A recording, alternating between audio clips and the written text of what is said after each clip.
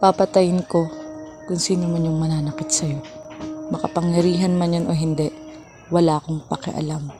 Gagamitin ko yung dahas para sa'yo.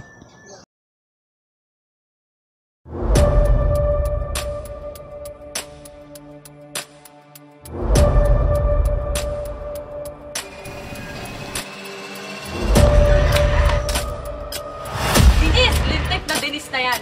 Hindi niyo naman kasalanan kung bakit namatay yung babae niya na. Kasalanan niyo kung bakit siya namatay. Gusto kong maharapan ng siya yung pinsan ko.